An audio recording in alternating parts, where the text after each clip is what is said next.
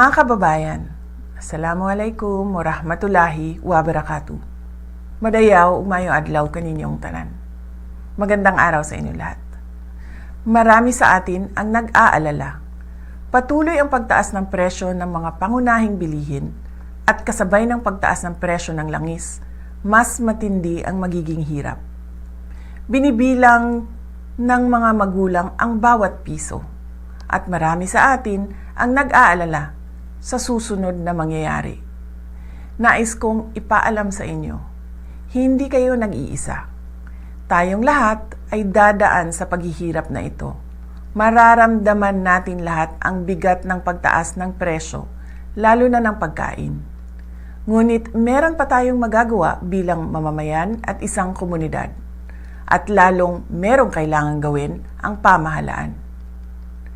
Para sa ating mga lokal na pamahalaan, marami sa mga non-essential na mga aktibidad na gumagamit ng langis ang pwedeng ipagbawal muna, tulad ng parada sa festival. Bumuo ng komite para bantayan ang presyo ng bigas, mantika, pamasahe at iba pang pangunahing bilihin na apektado ng langis at bigyan ng maagang abiso ang mga mamimili at negosyante sa pagtaas ng presyo. Magbahagi ng impormasyon sa pagbabago ng presyo at turuan ang pamilya ng praktikal na hakbang sa pagtitipid, tulad ng pagbawas ng paggamit ng sasakyan at kuryente. Palakasin ang suporta sa lokal na magsasaka at maliliit na supplier upang mabawasan umasa sa imported na produkto para makapagbigay ito ng buffer sa biglaang pagtaas ng presyo. Magpalabas ng mga orders sa pagtitipid sa LGU na susundin ng lahat ng opisina kasama na ng barangay.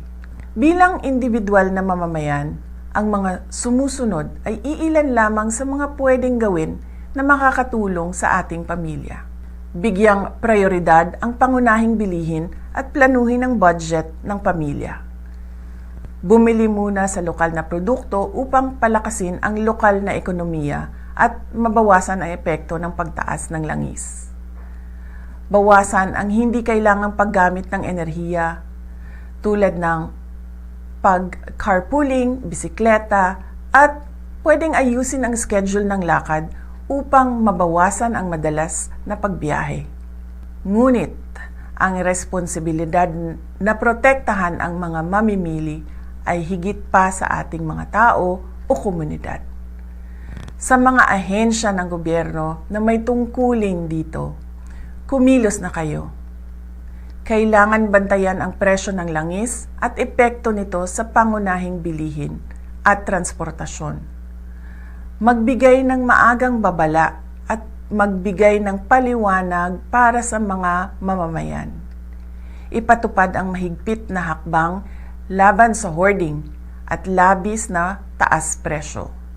Gawing regular ang inspeksyon at isarado ang mga lalabag na negosyante. Magbigay ng pansamantalang subsidiyo o price caps sa produktong pagkain at isaalang-alang ang targeted cash transfers sa low-income na pamilya. Magbigay ng advisory sa fuel-efficient na distribution ng pagkain at insentibo sa pampublikong transportasyon. Makakahanap tayo ng paraan upang mapagaan ang ating pasanin sa pamamagitan ng pagtutulungan sa komunidad, pagtangkilik sa lokal na produkto, at pagiging maingat sa ating paggastos at paggamit ng enerhiya. Kasabay nito, asahan natin ang aksyon ng gobyerno na protektahan ang bawat pamilyang Pilipino at tiyakin ang patas at matatag na pamilihan. Malalagpasan natin ang pagsubok na ito tulad ng nalagpasan natin ang pandemya.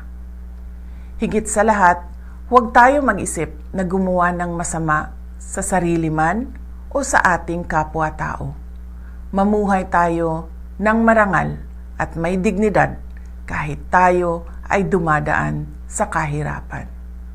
Syukran.